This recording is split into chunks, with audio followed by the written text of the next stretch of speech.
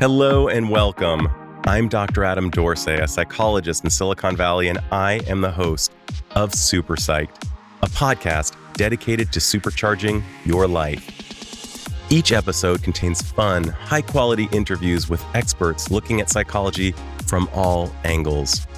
Super Psyched is your tool to get more of what you want in your life and less of what you don't.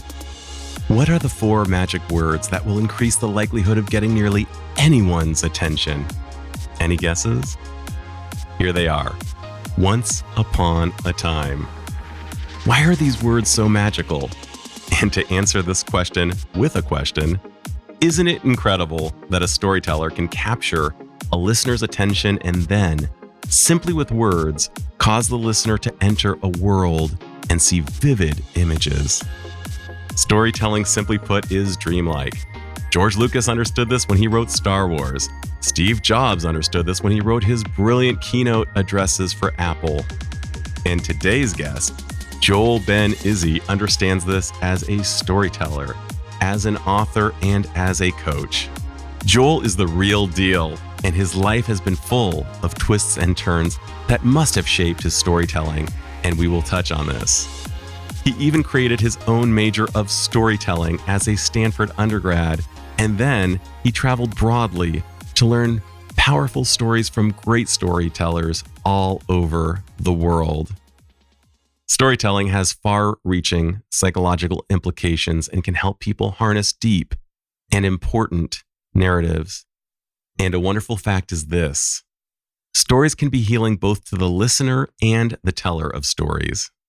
In fact, stories have so many applications that they can even be helpful in business, where Joel has taught storytelling at establishments as diverse as Genentech, Facebook, the Federal Reserve Bank, Stanford University, and, appropriately, Pixar Animation Studios. So join Joel and me on a 2-part series as we do a deep dive into the psychology of storytelling.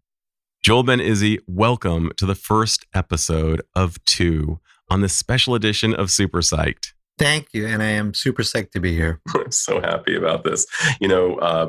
I had the pleasure of rereading your books and re-listening to your stories that are available on Audible, and they just feel good in so many ways. They make me feel positively compelled from the psych front, of course, but they really tap into the spirit, they tap into ancestry, they tap into universal truths that really stick with me.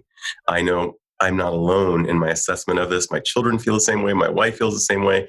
And over the years, when I've asked people, do you know Joel Ben Izzy and his work? No one ever gives me a tepid response. Everybody gives me a very engaged, oh my God, I love Joel Ben Izzy. So one of my hopes is that your work becomes even more known. I give your book out routinely to the people I see, and their response is always the same, that it was a life-changing book. And I'm talking about The Beggar King, of course, as being one of the great psych books available. So just wanted to thank you for being here and just give you a little nugget of how I hold you in my mind. Well, thank you. And I am so honored to be here. And for me, that walking together with stories and psychology, it's a very natural connection. It is. And you are incredibly psychologically minded, as the listener will note. You, like me, are also married to a therapist. And I've had the pleasure of getting to know you personally. And you're the real deal. You really do think psychologically and have a way of seeing just the multiplicity of phenomena. And so that said, I've got to ask you, Joel, from a basic perspective, how did you get into storytelling? Well, that's a story. And there's all these variations of that story. I'm sure. I recently was going through papers. I've been taking some pandemic time to sort through stuff and found this report card from my 2nd grade teacher that said, Joel has a great gift for telling stories and playing with puppets. I doubt he'll ever hold down a regular job. She was right. I guess it began there. For me, stories kind of filled in a hollow place. I grew up in the suburbs of LA, and it felt like the least magical place on earth. And I grew up sort of hungry for magic.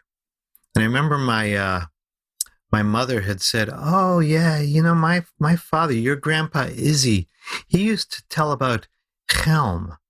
I said, "What's Chelm?" She said, "Chelm is this imaginary Jewish village where it snows all the time in Poland.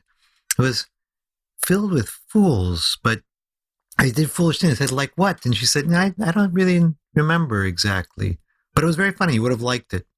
And so I had this hunger growing on, this yearning for stories, for magic, for wonder, for a place where the streets weren't all straight, but where they curved and where there were little villages and strange characters. And some people come into storytelling just they grow up hearing stories. For me, it was the hunger for that really primed me to go out and look for the magic that stories can bring, for that sense of wonder, that sense of connection. I did end up finding books of Helm stories. Zlata the Goat by Isaac Bashevis Singer was the book that started all. It has illustrations by Maurice Sendak. Yes, I have the book. It's great. I love his books. And it told about Helm, this mythical Jewish village of fools, where people are so foolish they believe they're wise, and they sit stroking their beards, pondering the great questions like why is it? Why is it that the days seem longer in summer and shorter in winter? It's a good question. This is a question they ponder for a long time before they come to Chaim Yankel the wise, who's the wisest of the Chamites. They say, "Chaim Yankel, yes, why is it the days are longer in summer and shorter in winter?" Now, Chaim Yankel, as it turns out, is so wise that each night he goes to bed with two glasses by the side of his bed. One is a glass of water, the other's empty. And people say, "Chaim Yankel, why? Why two glasses by the side of your bed?" He said, "I'll tell you. If I wake up and I'm thirsty, I drink the glass of water. But if I wake up and I'm not thirsty, I drink the glass without water." Anyway, so that's Chaim Yankel. He said, "Chaim Yankel, why is it the days are longer in summer and shorter in winter?" He said, "You know what? Have you ever noticed in summer it's hotter?" "Yes." "In winter it's colder." "That's true." So in the summer that's hot, the days expand. In winter it's cold, they contract. So that's all by way of saying I discovered Chelm and this sort of mythical village of the Jewish imagination, a village in a world that's been destroyed in so many ways. And yet this couldn't be destroyed because it was in the imagination, this world of Chelm. And so it was years later, of course, I didn't obviously say, "Oh, I'll become a storyteller." I had all kinds of other visions of myself and job ideas. At one point, I wanted to be a lawyer in high school. Then I got to college and I met the other pre-law students that said, "I'm not going to do that." Right. And then I really determined that I would be a writer. I became very, very obsessed with the notion of writing the great American short story. And I would write draft after draft, and I'd start writing and I'd say, "Oh, that's hackneyed, that's cliched. I can't start that way." So the writing didn't work, and it was sort of, what it is? It was one disaster after another kind of led me to fall backwards into storytelling. Wow, that's fantastic. I've seen the powers of stories showing up in so many places, and the words "once upon a time" seem to be magic to just about everyone on the planet, and yet very few people actually decide to pursue it as a profession. And I wonder, for the listener, why is it that we love stories so much? Why is it that the words "once upon a time" almost are hypnotic to us? I think we look for a world to go to be able to see ourselves. It's like we're all nearsighted. I'm 60 years old and I have reading glasses that I put on reluctantly and then take off when I can, and there's a little bit of denial still about that. There's a way we're too close to our lives to see it. And seeing it from a perspective of story gives us that bit of distance. It's a little bit like holding the menu at arm's length to look and say, "Oh, I can see myself in that story."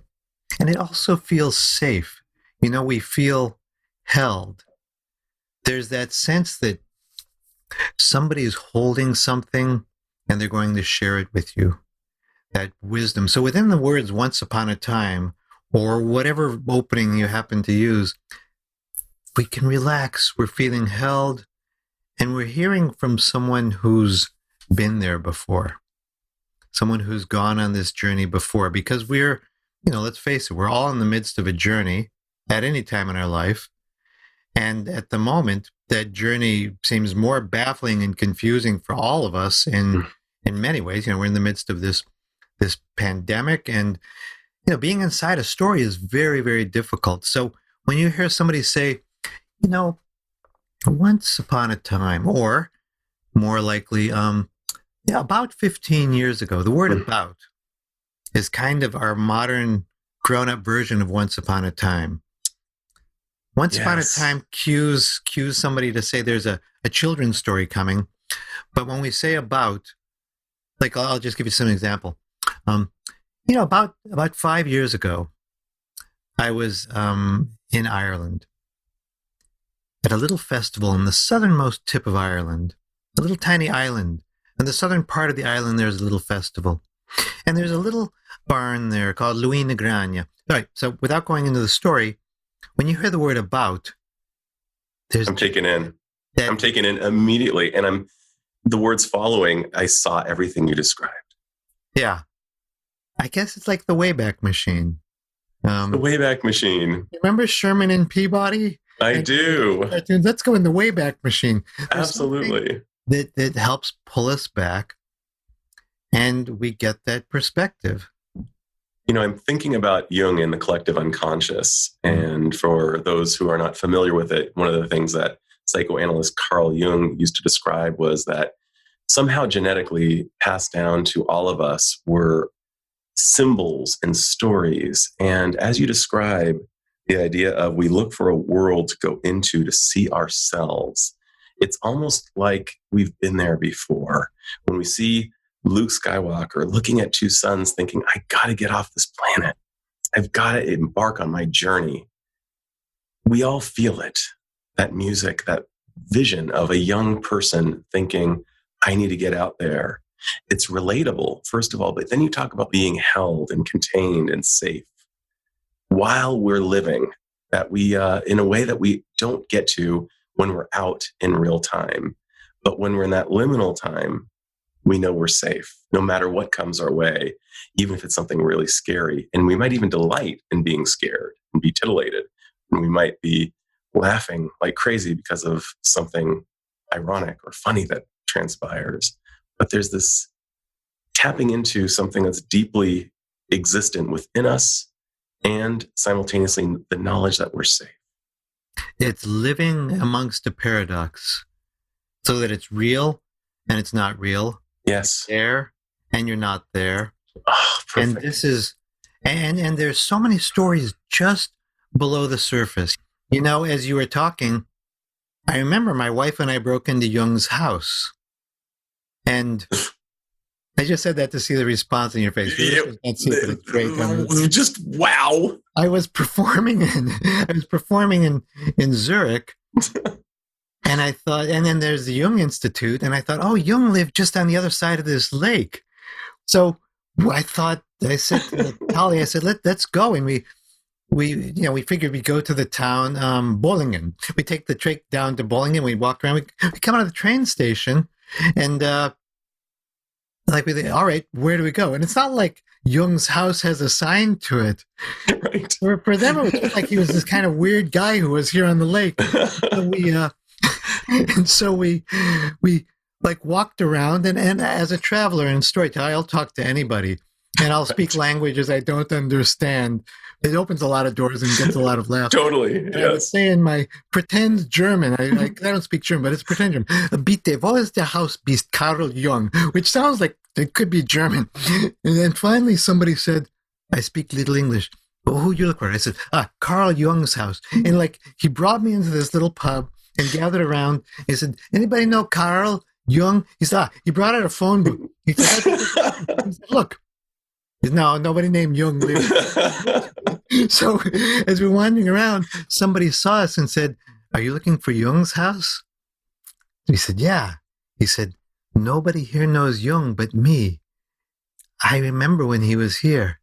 Let me show you my photographs. And he had all these photos he took, like he would sail on the lake up to Jung's house and take pictures of him. And he said, here, it's down this path. You can climb over the fence. And we climbed over the fence and went and posed up against the carvings. Anyways, when you said Jung, I thought of that. To me, this is the beauty of stories. We are all so rich in stories. And we don't realize they're just beneath the surface at any given moment. And it takes just the smallest amount to trigger. I mean, so you have listeners, we have listeners listening to the podcast. If I was to say to any of your listeners, hey, tell me a story, they think, exactly. Go into that sort of like, well, I don't know. I've got nothing. And I'm a professional, right? Sure. But if I say to your listeners, take just a moment right now and think about a place that you used to love to go to. Probably the first one that comes to mind is a great one. And let yourself imagine going there. And maybe you're going there at a particular time of day, at a particular time of year. And maybe as you go, you see yourself approaching it, and you notice, like, what might you see or hear? And as you get there, what do you smell? And maybe you taste it, maybe you see someone, and what do you feel? There's so many of these details. So let yourself go and explore and see who it is you meet or what you see there. Right? So then people come back from something like this and they say, oh my God, I haven't been there in like 30 years. Right. Where did you go, Adam? I went to Arashiyama, Monkey Mountain in Kyoto, where you walk up this hill. Take me there. Let's hear it. Sure. It's this beautiful river in kind of what appears to be old Japan. You get off the train, you walk across a bridge, you see a river, and you see old-fashioned architecture and people dressed in old-fashioned garb. It's not quite Williamsburg like we have in the United States where people dress up in colonial, but it's beautiful. And then there's this mountain that you can climb. And at the top of the mountain, very surprisingly, there are a ton of monkeys. And the monkeys are really, really funny. And it's usually damp. There's a nice kind of smell of trees and mud, and overlooking, can sometimes see mist, and it's just very romantic. It's the Japan that everybody wishes to see. And then you've got monkeys, which just brings a modicum of hilarity to it. And it's wonderful. And I used to actually, in the summer, it was kind of uncool, but I used to live there and I used to swim in that river at times. So that was a very special place for me. God, that sounds great. So look what happens. With a few words, you go beneath the surface, and now you have a story, and it's the nature of story that you don't actually have a story until you tell it. Right. Right? Because otherwise it's a memory inside you, and it's a treasure that you hold, and when you don't have it unless you give it away. I mean, the economics of this are weird, right? You travel with stories, and you are carrying them from one place to another. They weigh exactly nothing, but they fill you up. Absolutely. You don't have it till you give it away, and once you give it away, you actually have more, right? Because you said this, and then I thought of, I remember this river I used to swim in, in the summer in Santa Cruz, and suddenly it's there. And what I find is people are so rich in these stories and memories, and it's not necessarily a story per se, but it's a memory. And I think part of the work that we storytellers do is help to remind people of the well. This is a concept I learned from my wife. My wife and I just celebrated our 30th anniversary this past week. Mazel tov. I remember on the day of our wedding, it was really like a magnificent day that was so rich in people and friends and love. And I remember thinking, I cannot take this all in. It's too much. And she said, we actually have to think about this as though we're filling up a well. Mm-hmm. It's a well filled with these friends, with this love. It's filled with memories, and And this is a well that we can come back to for the rest of our lives. And I really think, and that has been very true, to be able to think back, to remember that. And I really think that storytelling does just that. And I think that most of us go through our lives and we are filling a well constantly, our own well every day. We just don't always remember to stop and look into it and to see what those treasures are that we have to share those memories. I think it's especially important now, at a time when people are shut in and the outside world just isn't open for the most part. And the chance to sort of say, well, what are my treasures here? Mm-hmm. What are the memories? I can go with just a simple once upon a time, or about 15 years ago, or back when I lived in Japan. Sure. I used to. The form of a story is, back to Jung, right? I think there's been a progression that we recognize the story, and I'll just go through some of those manifestations. Jung talked about the collective unconscious, and it was from his notions that Joseph Campbell sort of developed the idea of the hero's journey. Right. And the hero with 1,000 faces, and sort of took this and made it a little more accessible, tracking these archetypes through history. Then Campbell did this, and there was actually a wonderful writer named Christopher Vogler. He was an executive at Disney at the time, and he had been reading Campbell's works, and he said, "Oh my God, this sounds exactly like what we do in movies. Right. Maybe I'll just write this up in the form so everybody can understand." And he wrote it back in the day, right? He wrote it up and then faxed it to somebody. And he said, "Oh, I think there are like these sort of stages of the hero's journey that goes into into the movies we make." And, it was like a 15-page fax, and he faxed it to somebody, and they faxed somebody else. And within a day, it was on every desk in Hollywood.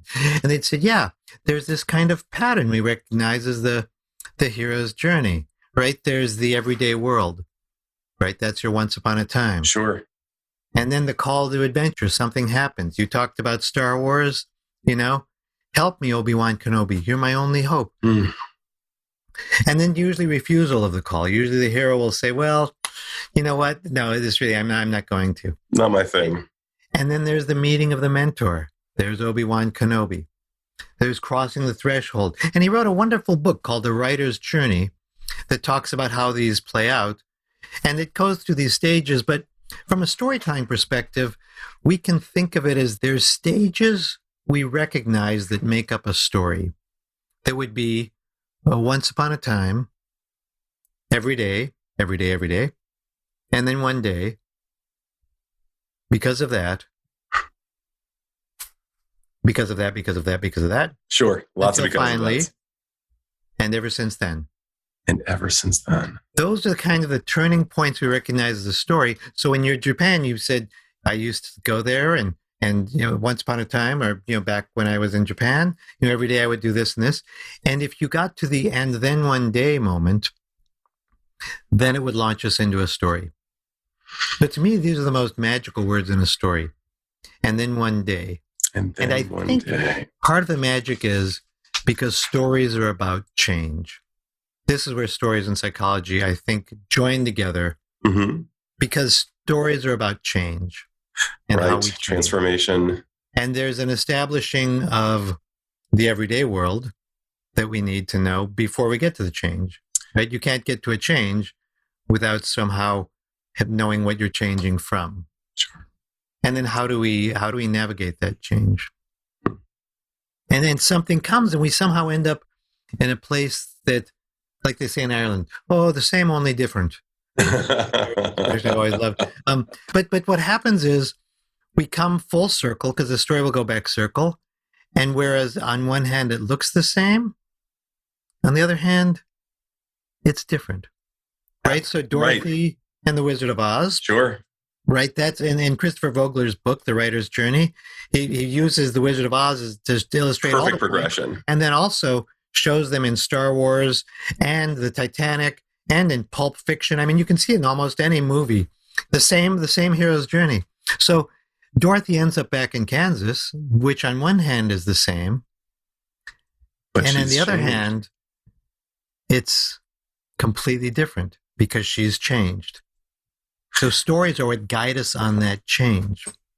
And spoiler alert, folks, one of the things I'll be asking Joel about is how he faced cancer, came out of it rendered mute after, and was able to cope, even though he was mute for quite some time, and then was able to get his voice back.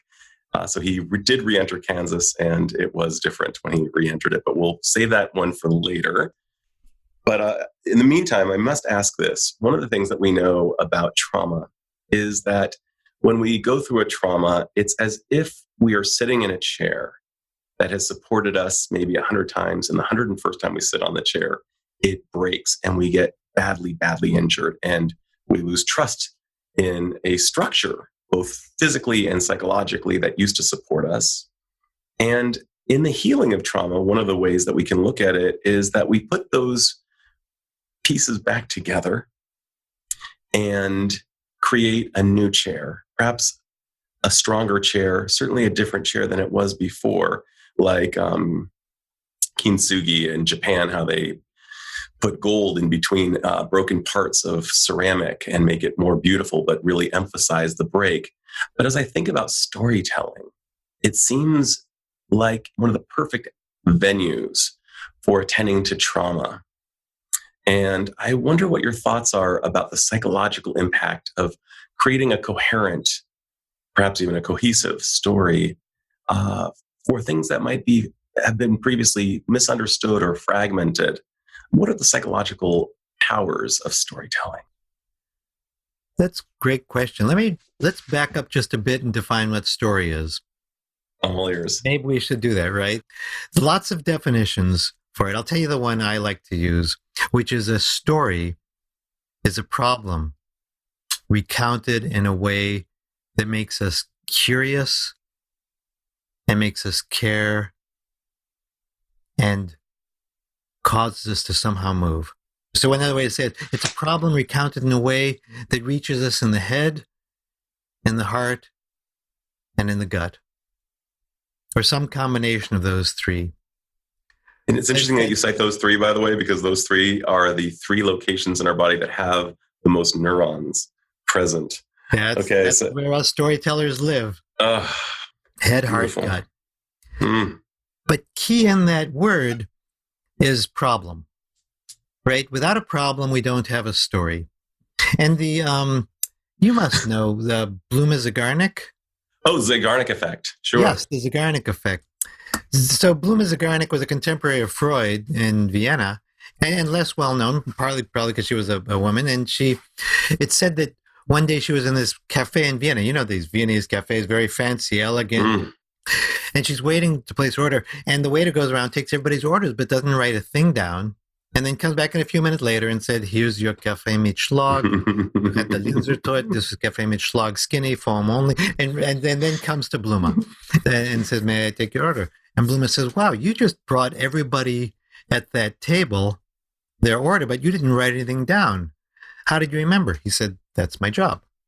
She said, yeah, but like that person there. And she pointed somebody with their back. Like, what did they have? He said, I don't know. He said, as soon as I do it, I forget. He probably said it with a German accent as opposed to the vaguely Romanian accent I'm using, but the point still stands. So he said, that's my job. And then she got interested in this. She said, you know, what happens is when something is unresolved, we listen to it and take in information at a higher level. Now, this is just giving a name to what students have found when they've been cramming for tests forever. Exactly. You memorize it and you like try to just pack it in your mind. And then I remember well. I even remember packing the Zeigarnik effect in for my licensure exam.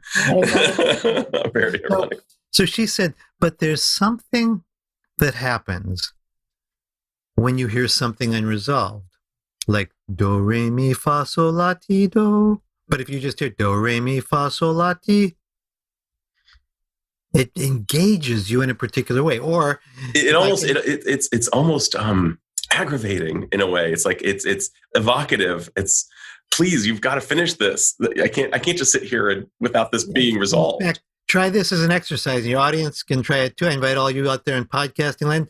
The Zeigarnik effect. You want to experience this? Yes. Listen to this and don't respond.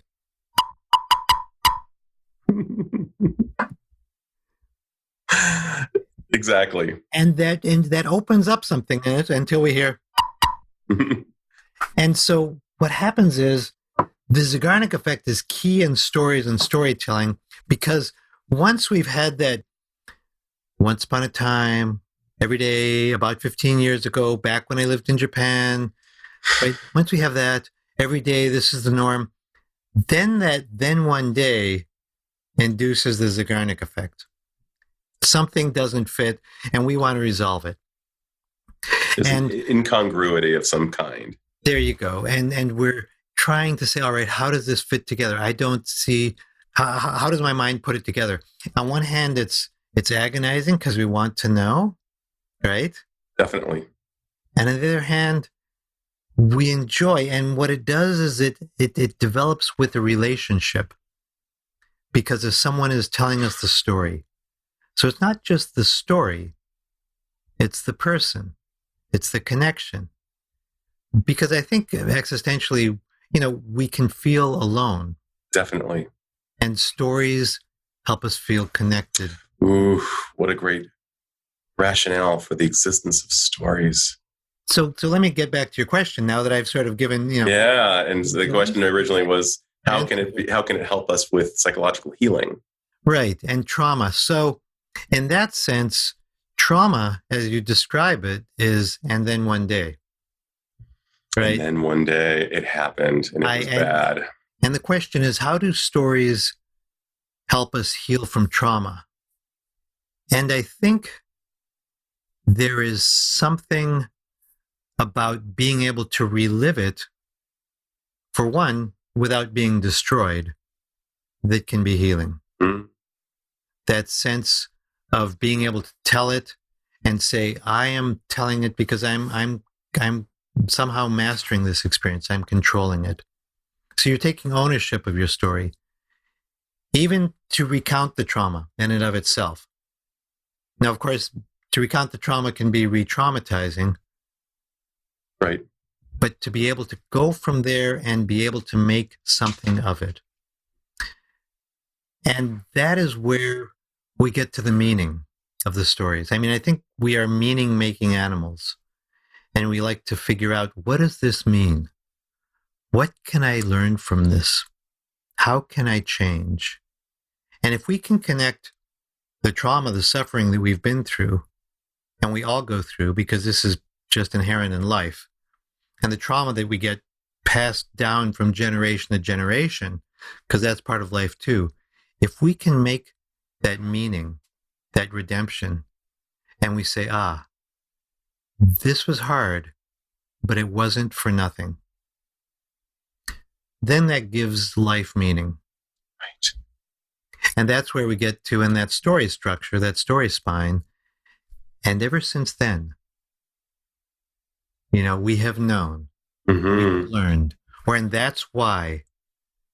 And the stories, they can be a huge problem. They can be a small problem. But it's that little, it's the arc of change.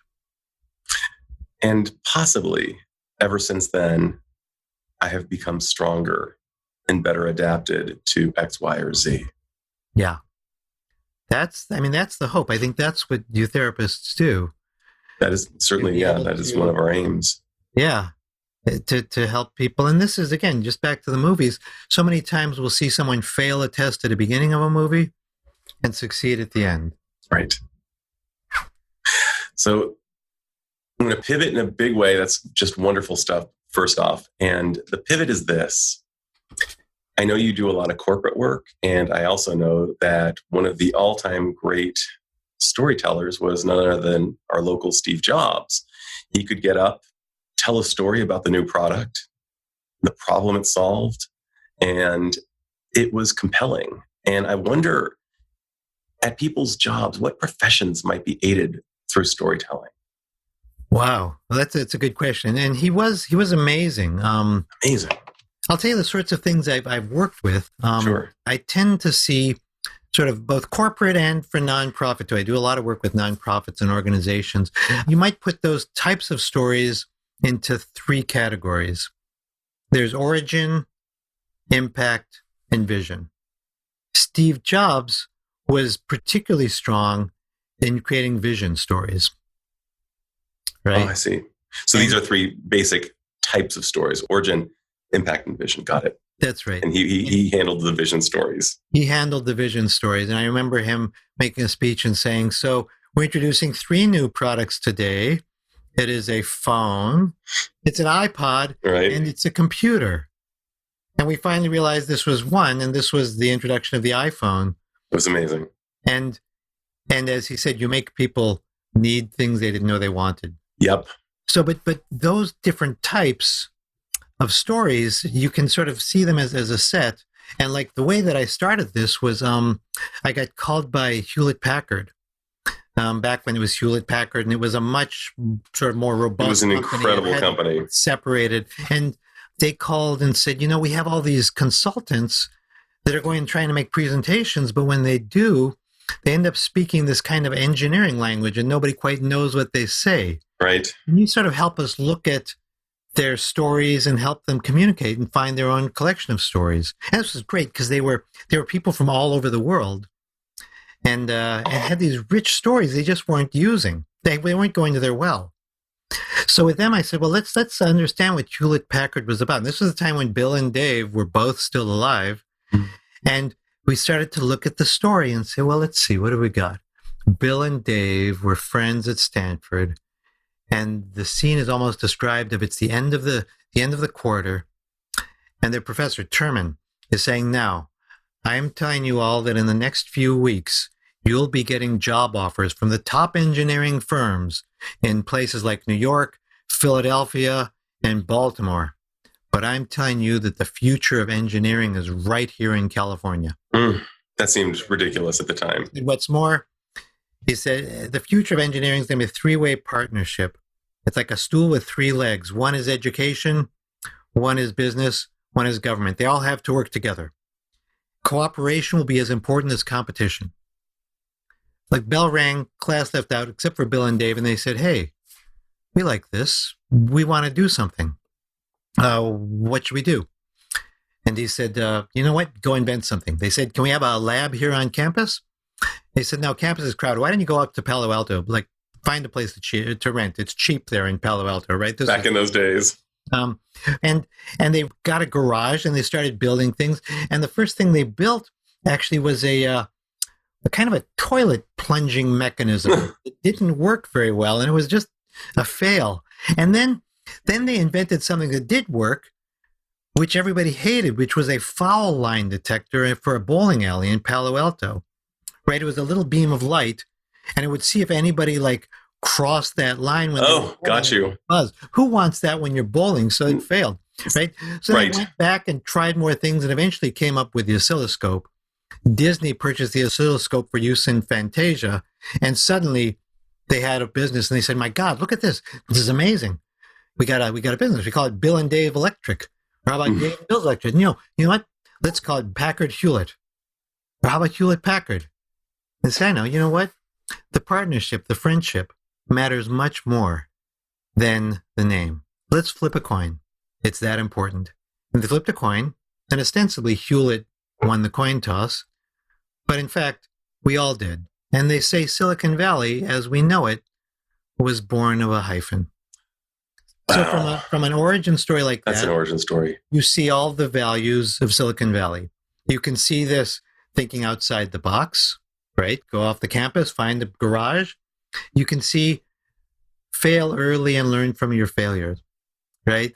You can see the importance of partnership and thinking in non-traditional collaborations. And so what I was doing with Hewlett Packard was working to help them think about the stories they have to tell and how they could connect the values of HP to the clients they were with, and then develop their own storytelling skills to be able to frame problems using metaphors and stories so that they made it accessible. And again, it made it just far enough away to be able to see it with those metaphors. Wow. It's so compelling. And that's led to just all kinds of other work with different companies, a lot with nonprofits, a lot of financial companies, interestingly enough, which is not something I was interested in. Sure. But somebody came up to me and said, "Oh, Joel, I know who you are. We listen to all your CDs and tapes. We listen again and again with my kids on the trip." And they went on and on. I said, "That's great, but what do you do?" And he said, "Oh, I head up this organization. It's called NCCA, which stands for National Community Capital Association." And they went into this explanation with numbers and acronyms, and we're not a bank, but we seem like a bank, but we had sort of 501c3, and I said, wait a minute. You have got the cold dead fish problem. Sure. And he said, what's that? I said, it's like if you had the best sushi in town, but you put up a sign that said cold dead fish. Oh my gosh. He said, that's exactly what it is. He said, and the thing is, we're a nonprofit. Our organizations do great things. This is what we do, is we help minorities and first-time borrowers to get loans. And we're those kind of credit places that make it possible. I mean, this changes lives. The people in my organization and all our member organizations, they do phenomenal work. But you ask anyone to tell you about it, and what you get is numbers and acronyms. He said, why don't you come and help me figure out how to tell the story? And this began my work with what became Opportunity Finance Network, got them to change their long, wordy name. And that's led to all sorts of work, really finding ways to make people financially healthier and to begin to take these sort of dry, complicated concepts and help people understand them and make it meaningful to people, because the stories are just below the surface. You said it so well when you said we're meaning-based creatures, we're meaning-based animals, and that's so spot on. I remember listening to coffee and selling it, and how it could be seen as a commodity, and it doesn't cost very much. It could be seen as a product. It costs a little bit more as a service, a little bit more still, but if it's seen as an experience, like overlooking Big Sur in the perfect spot, people would pay the most for it. And stories are experiences. They may be imaginal, but they are experiences. And it's what brings people in emotionally. I remember a great scene in Mad Men where Don Draper, the ad man, was selling a product called the Carousel. If you can just YouTube it, you will cry. It's the most beautiful sales pitch of all time, because it brings in every story and emotion into what's ostensibly just a slide projector. And he basically explains why it exists in story form. And I think that organizations, executives, teachers for sure need stories. I think I hear about my son coming home saying, "Dad, I learned this great story from my teacher." And these stories stay. And then, of course, in the medical profession or in the healthcare profession, stories can really help people when they're coping with a new diagnosis or a new lifestyle change of, how am I going to integrate using the CPAP? And, well, I've got a story about it. Somebody who used a CPAP just like you and was having difficulty taking it in. So stories really, they're the highest of our values, really, when you think about what humans care about. And this is, some of the, as you talk, I'm thinking of I've been so lucky with whom I've worked with doctors to sort of help them develop their storytelling skills for developing that compassion and connection, which is so key in medicine. And it's so often bred out of doctors in the course of med school. And with coffee, I'd collected coffee stories around the world. Coffee stories. You speak of that. You talk about drinking that cup of coffee overlooking Big Sur. Mm-hmm. I think, I went to go learn where coffee comes from, because I was working with a company that called Sustainable Harvest. They're a coffee importer, but they would channel the profits back to the villages that do all the work. And as I learned with coffee, they said, why don't you come with us to Mexico? And I went and traveled way down to the south of Mexico and to the sort of southernmost airport, and then way out towards Chiapas. And we went to a town called Nueva Palestina. And the nature of all coffee stories, there's at least like 3 hours of the winding bad road on the back of a truck. And here we woke up at what felt like the Bates Motel. We were so groggy at like 4 a.m. All we wanted was coffee, and we had none. We had none, just this sort of decaf crystals and warm water that someone had given us. But finally, we go and we take this truck winding up the mountainside in the back of a truck. And we go, and these people have been up early working, and they invite us to help pick the coffee. And what I remember is we went to work for what fair trade coffee prices pay, which pays more. And a group of about 15 of us worked for about an hour. And I think altogether we earned maybe $43. So that's about $3 an hour, maybe, right? Sure. But then we went in this little hut. And in this little hut, it was kind of dusty, dirt floor. And they prepared this whole meal for us. And there was this old woman making tortillas and sort of laughing and talking in Spanish and joking as she was making these tortillas. What I remember is this. There was a tin roof, and there was a hole in that tin roof about the size of a quarter. And a beam of light went through that hole down to the floor. And as we spoke, you could see the beam of light slowly moving across the floor. I looked at her talking, and I thought, wow, I'm going to go away from this. They're going to go back to their work, getting up early, picking the coffee cherries, harvesting them, cooking tortillas on this open stove. And when I get to Big Sur and drink that cup of coffee you were talking about, it is going to be that much richer because I know its origin. As you're talking about stories, I also am just seeing them as the opposite of curses. They are blessings.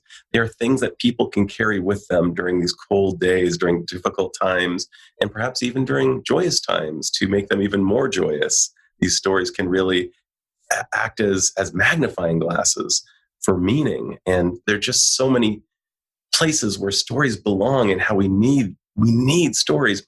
And I'm thinking about generations of people who are bereft of their own narratives. They don't know where they come from. My Aunt Angela once famously said, if you don't know where you've come from, you don't know where you're going. And one of the things I've noticed and appreciate about you, Joel, is that you have really made it your business to know your culture, your heritage, your ancestry through stories. And I'm wondering what those stories have taught you about who you are and where you're from and where you're going. Wow. I love that Maya Angelou quote. She also said, people forget what you said, they'll forget what you did, but they'll never forget how you made them feel. I love that quote too, and that's really apropos of our discussion about stories, isn't it?